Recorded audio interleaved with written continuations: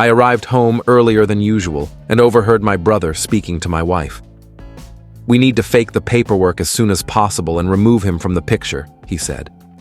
I left without a sound and returned 2 hours later with a major shock. Never did I imagine I'd be sharing this online. These things only happen in films, right? Dramatic betrayals, deception by those closest to you. I used to believe such things were fiction, until a month ago, when I realized how mistaken I was. It began with my brother Kyle. He was always the family's problem child, irresponsible with money, unstable with jobs, constantly chasing shortcuts. A year ago, he reached his lowest point, maxed out credit cards, eviction, drowning in debt. He called me, desperate, claiming he had no options. Foolishly, I offered him a place to stay. At first, it didn't bother me. He was family. That's what you do. I let him live rent-free, covered his expenses, even handed him cash when he asked. When his car failed, I paid for the fixes. I assumed it was temporary, that he'd recover eventually. What I didn't see was his plan to stay indefinitely. I was married to Sophia. We'd been together 5 years, married for 3. I thought our bond was unbreakable. Sure, we argued about finances, stress, trivial matters, but I never doubted her loyalty. She was striking, blonde, fit, always impeccably dressed. I was proud to be with her. I believed we were content. Then, one evening, everything shattered. I came home early, hoping to surprise Sophia with dinner. The house was silent, but voices drifted from the kitchen. Kyle and Sophia. I slowed my steps. Their tone felt off. I was about to announce myself when Kyle's words froze my blood. "We need to fake the documents immediately and get rid of him." I halted, struggling to comprehend. Fake what? Remove who? Were they talking about me? Then Sophia spoke. "Once it's done, we won't have to worry about him anymore." I edged closer, heart pounding, and peered around the corner just in time to witness a scene that sickened me. Sophia embraced Kyle, her arms around his neck. He held her close, hands on her waist. Then they kissed, deeply, passionately, as if it were routine. The air left my lungs. My wife, my brother, the two I trusted most. I wanted to storm in, hurl Kyle through the window, scream at Sophia until my voice gave out. But I didn't. Instead, I retreated silently, slipped out the door, and drove away. I had no clue what they were planning, but one thing was clear. They thought they had me trapped. They had no idea what was coming. I drove aimlessly, gripping the wheel until my hands ached. My own brother, my wife, together, plotting against me. I couldn't lose control. I needed a plan. First, I secured my finances. I logged into our joint account. Sophia had access, and I'd foolishly given Kyle partial control of my savings. The money was still there, but for how long? I transferred everything to a new account, leaving just enough to avoid suspicion. Next, I thought of Kyle's car, a vintage Mustang he adored but couldn't afford to repair. I'd paid for the work, not anymore. I drove to the shop. The mechanic, Jake, recognized me. "Almost done," he said. "I need it finished tonight," I replied, offering extra cash. Within an hour, the car was ready. I took the keys, sat behind the wheel, and let my rage simmer.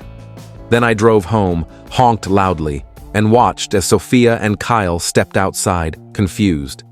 I grabbed a sledgehammer from the trunk and demolished the Mustang in front of them, the neighborhood watching. Metal crunched, glass shattered. Sophia screamed.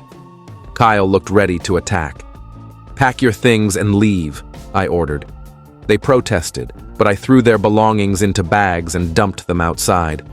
10 minutes, or I call the police. They left. I thought it was over. I was wrong. 3 days later, they returned, smug, holding forged documents claiming my house was now theirs. They'd faked my signature. I recorded their gloating, then contacted my lawyer and a cop friend. The evidence was undeniable. Fraud, forgery, theft. Days later, the police arrested them. The trial was swift. Kyle, as the primary forger, received years in prison. Sophia, despite playing the victim, wasn't spared. I reclaimed my home and finances, but the emotional toll lingered. Then, letters and calls came. Sophia regretting her actions, Kyle pleading for help. I ignored them. They made their choices. Now they face the consequences. Just when I thought the nightmare was truly over, life proved me wrong again.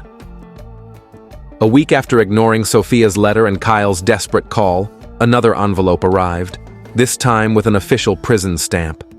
My hands trembled as I tore it open, expecting more pleas or lies, but what I read made my blood run cold. Sophia's letter was different this time. No apologies, no remorse. Instead, it was a threat. "You think you've won?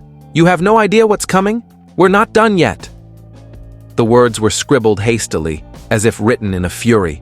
At the bottom, she'd added, "Check your mailbox tomorrow. You'll see." I crumpled the paper, my mind racing. What could she possibly do from behind bars? Was this just another empty threat, or was there something worse in motion? The next day, I hesitated before opening my mailbox. Inside was a single unmarked envelope. No return address, no name. Just my address written in the same jagged handwriting. I tore it open. A photograph slid out. It was a picture of my house, taken recently from the street. On the back, a message. "Walls have ears, doors have eyes. Sleep well." My stomach twisted. Someone had been watching my home. But who? Kyle and Sophia were locked up. Did they have someone on the outside helping them? I called Ryan immediately. "Meet me at the station," he said after hearing me out. "Bring everything." At the police station, Ryan examined the letter and photo. His expression darkened. "This isn't just a threat. It's a warning. Someone's trying to scare you. Badly." He pulled up Sophia's prison records. She's been in solitary confinement for fighting. No visitors, no calls except to her lawyer. Then he paused. "But look at this." He turned the screen toward me. Kyle had been transferred to a different facility, one with stricter security. He tried to bribe a guard, Ryan explained. Said he had friends who could make problems go away. My pulse spiked. "What friends?" Ryan leaned back. "That's what we need to find out." That night, I double-checked every lock in the house. As I passed the living room window, a flicker of movement outside caught my eye. A shadowy figure stood across the street, barely visible under the dim streetlight. I froze. They were just watching. I grabbed my phone and dialed Ryan's number, keeping my eyes locked on the figure. But as the call connected, the shadow melted into the darkness, gone before I could even speak. Ryan arrived within minutes, his patrol car sweeping the neighborhood. No sign of the watcher. "You're not staying here tonight," he said firmly. I packed a bag and left, but as I drove away, a single thought gnawed at me. This wasn't over. The next morning, Ryan called with an update. We traced a call from Kyle's prison phone. He contacted an old associate, a guy named Vince. Ring any bells? My breath hitched. Vince. Kyle's former cellmate from years ago, a known hustler with a record for fraud and intimidation.